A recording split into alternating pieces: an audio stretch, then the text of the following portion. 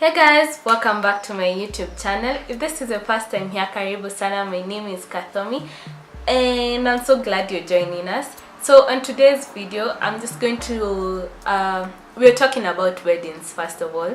So on today's video, we're talking about weddings, and what we're doing, I'm just giving you a summary of planning your wedding. So before we go into the details of each and every small things that you need to plan your wedding, today I'm just gonna give you a basic worksheet that you can work with while planning your wedding.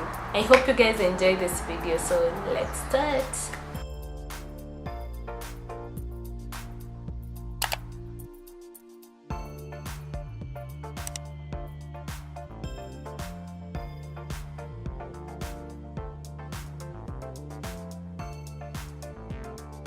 So first of all, you need to decide what type of ceremony you're going to have. A religious type of wedding, or are you going to have a civil type of wedding? So is it going to be like in a church, or is it a Hindu type of marriage? Is it a Muslim type of marriage? Or are you just going to go to the AG's office and get married there, which is the shortest process, without all those planning, and it's very budget friendly. And this will help you, especially like booking of venues.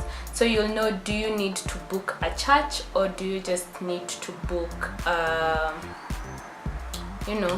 space, a workable venue to use. So the next thing is type of formality for your wedding.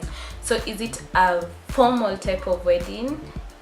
By formal, I mean something like Prince William and Kate. I would say their wedding was very formal, given that it is a prince that is getting married. It's in front of the whole world.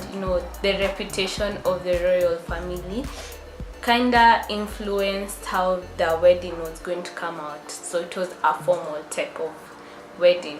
So there's formal type of wedding, there's a semi-formal type of wedding, and that's just between a very formal wedding and a casual wedding. So just right, just right type of wedding. That's what I mean by semi-formal. It's not too formal and it's not too casual. And the other type of wedding is a casual wedding, where first of all, the groom doesn't need to wear a suit.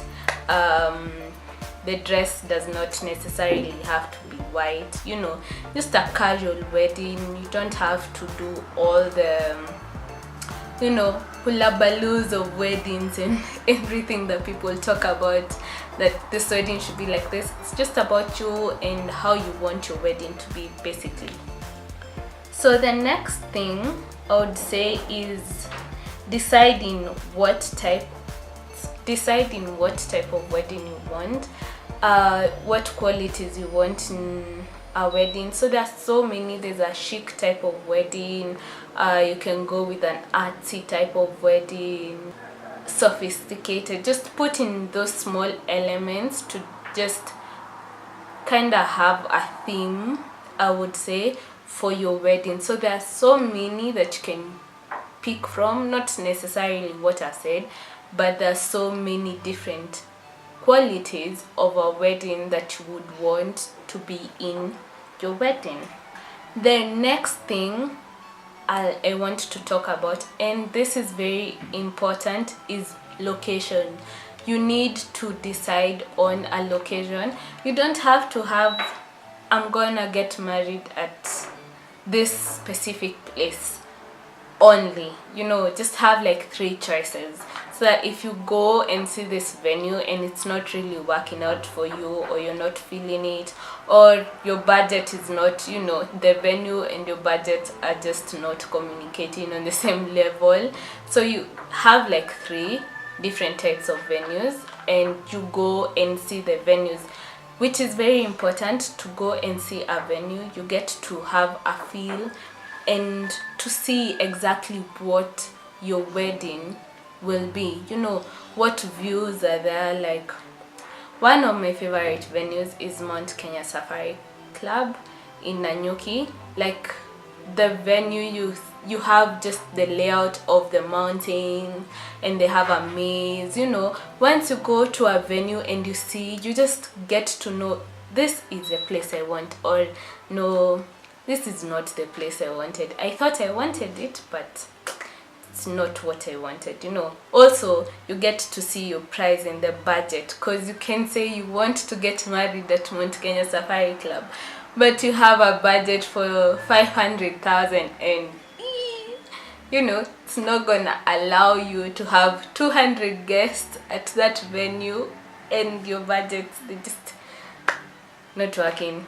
The other thing that you need to decide is the month that you want to get married, which is also very important, because do you want to get married during the cold season or the hot season? You know, is it January or is it December? That is important for you to choose, and the month and the date also helps in planning. When you're sending the invitation cards and save the date cards, your guests get to know like when the wedding is going to be, and they get to plan accordingly to the date, the month, you know, that you've set for your wedding. So the other thing, this is one of the things that I basically would tell a bride, is to find your gown, you know, like way early in your wedding planning, because gowns also take a couple of months to make, to your specifications, to your desired design, you know. So once you have to know the type, you know, go shopping for your wedding gown, get to know the dress that you want, get to know the fit, so that it doesn't get to, you know, 2 months to the wedding and you're going to look for a gown and everyone is telling you it takes at least 3 months to make your gown, so it's not possible. Or you just have to buy a cheaper type of gown or a cheaper type of design, or just something that you're not feeling. And you know, if you're not feeling yourself in that gown, it's just gonna make your mood just, you know, you won't be in a good mood, because you're not wearing the dress of your dreams. You just had to buy, you know, some other dress over there. So once you start planning your wedding, the first few months you should allocate for searching for a wedding dress, to ensure that you don't have the last minute hassles of trying to find your perfect wedding dress. And also on that note, on attires, the groom.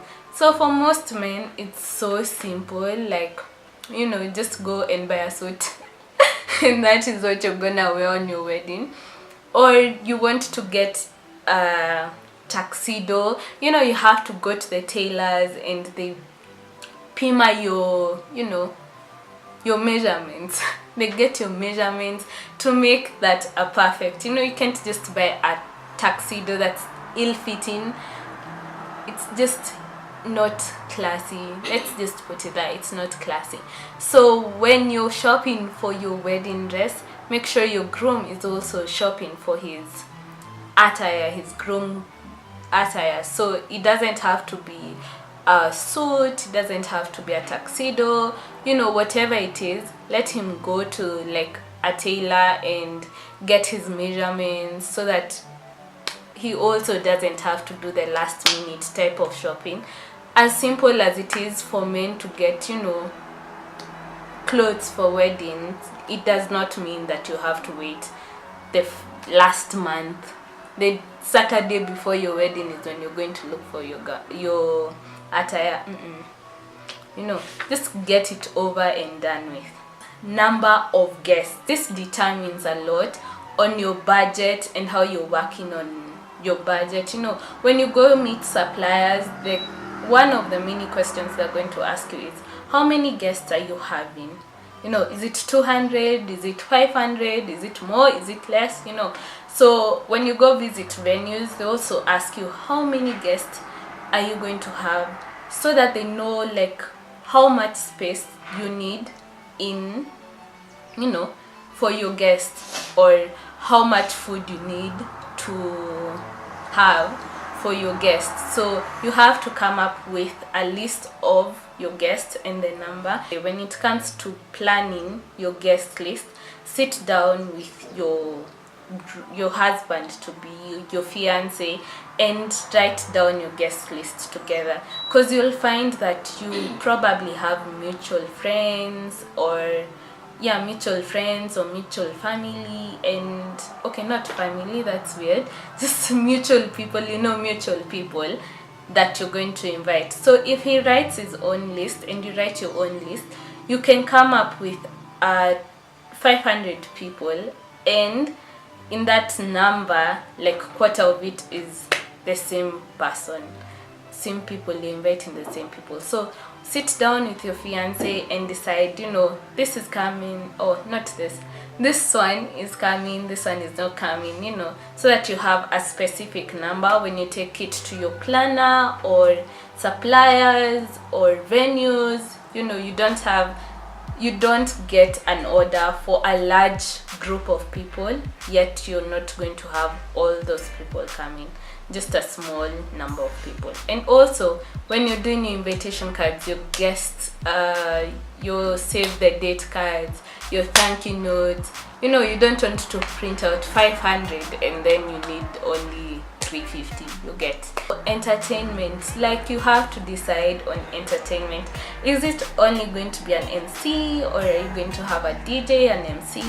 Are you going to have DJ, MC, a band playing, or is there a specific type of guest or people that you're inviting to perform at your wedding, which is very important when it comes to budgeting, because you need to have that price list.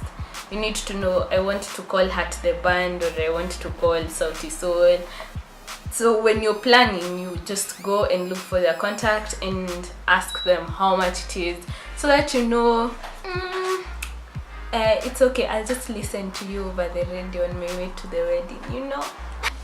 When planning your wedding, also remember to plan your honeymoon, so that you don't end up, okay, I know most people do plan their honeymoon, just have a budget. It's good to have the ideas and work with a budget, so that you don't get there and you just have to stay for a day or two, yet you wanted to stay for a whole week just because you hadn't planned it. Thank you guys for watching. I hope you guys enjoyed this video, and I hope to see you guys again. If you've not subscribed yet, please do so on the description button down here or here, just somewhere down. And also leave me a comment and let me know if this has been a helpful video, if you liked this video, and if you did like this video, give it a thumbs up. Don't forget to share this video so that we can give these tips to other people who want to plan their own weddings and don't know where to start. I will see you guys on my next video. Bye.